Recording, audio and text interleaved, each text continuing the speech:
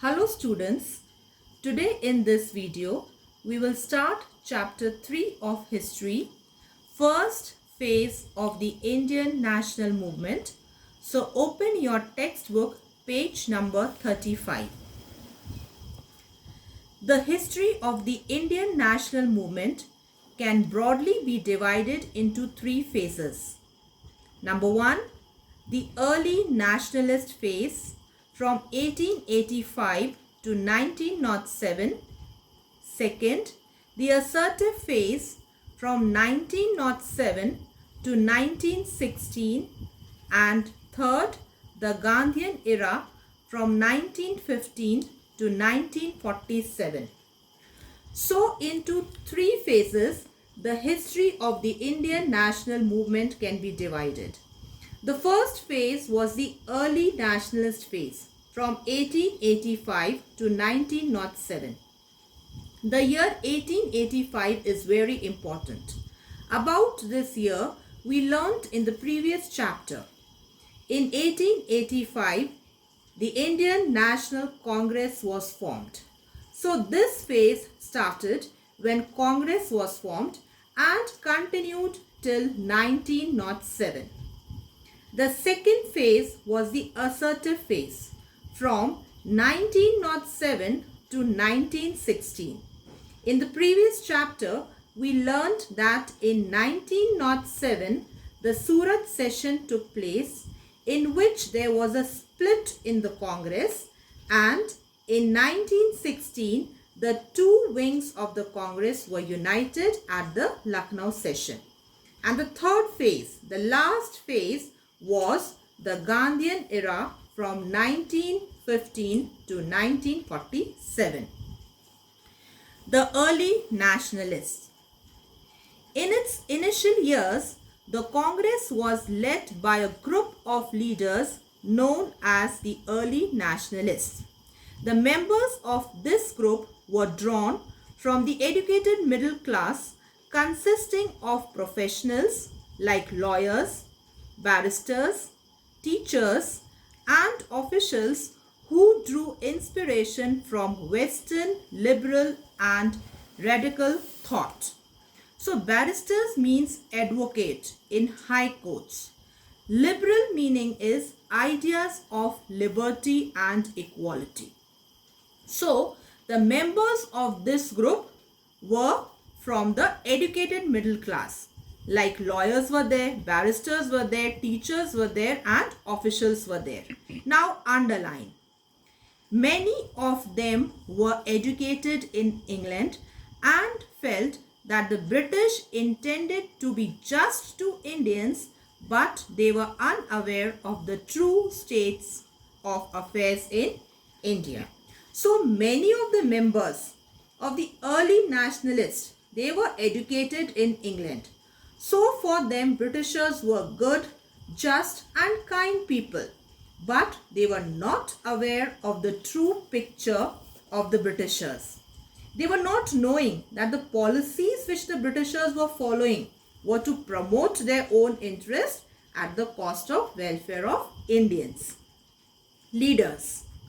The early nationalists included leaders from all parts of the country as W.C. Banerjee, Raj Bihari Ghosh, Surendranath Banerjee, and R.C. Dutt from Bengal, Dadabhai Naoroji, Gopal Krishna Gokhale, Firoz Shah Mehta, and Justice Ranade from Maharashtra and Gujarat, P.R. Naidu, Subramanya Iyer, and Ananda Charlu from Andhra Pradesh and Tamil Nadu, Pandit Madan Mohan Malviya from Uttar Pradesh, liberal Englishmen like Hume and Wedderburn.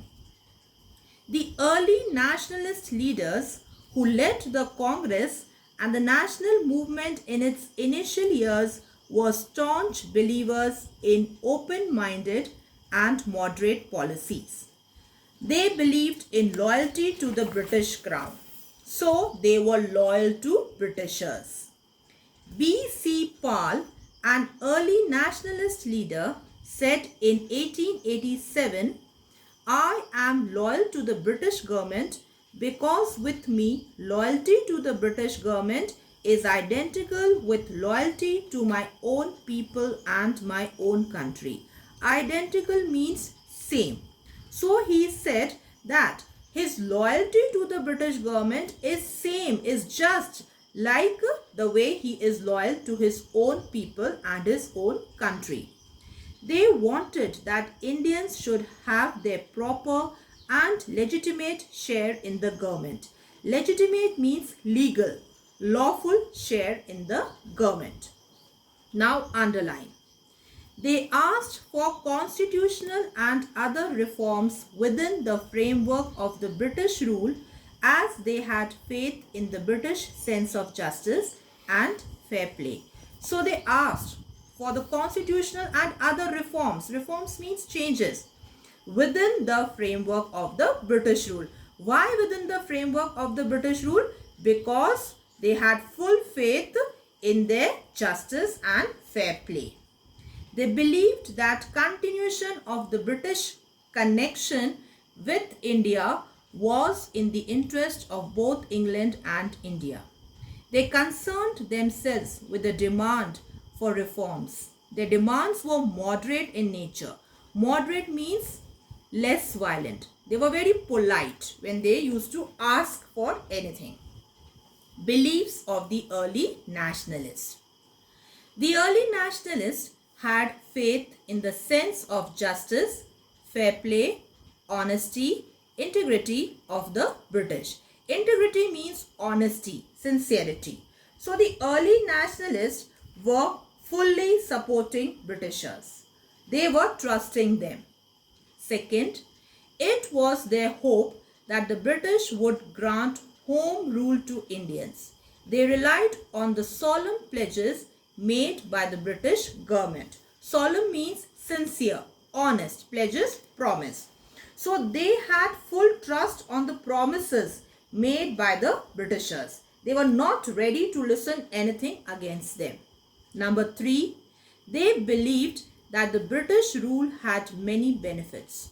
For example, it aided in cleansing social ills like sati, untouchability and child marriage. Now, why they used to trust Britishers? Because some Britishers like William Bentinck, the Governor General of India, he made sati illegal and punishable by law. He also protested against restrictions on the freedom of press, etc. So, for the early nationalists, the Britishers were good who were trying to remove evils from their society. Fourth, they were of the opinion that Britain would help Indians govern themselves according to Western standards. Number 5, underline, this is very important. They said that the main obstacle in India's progress was social and economic backwardness of Indians and not the British colonial rule. So, for the early nationalists, the main obstacle in India's progress was social and economic backwardness of Indians. For them, Britishers were not responsible for their backwardness. They themselves were responsible for their backwardness. 6, they relied on constitutional and peaceful methods to achieve their aims. Underline this point also. So, they relied on constitutional and peaceful methods to achieve their aims. They believed in patience and reconciliation rather than in violence and confrontation. Important. So, early nationalists, they believed in patience and reconciliation. Reconciliation means reunion rather than in violence and confrontation. Confrontation means conflicts, fights. So, instead of following the path of violence, they followed the path of peace. So, I wind up for today. Thank you. Stay home, stay safe, be blessed.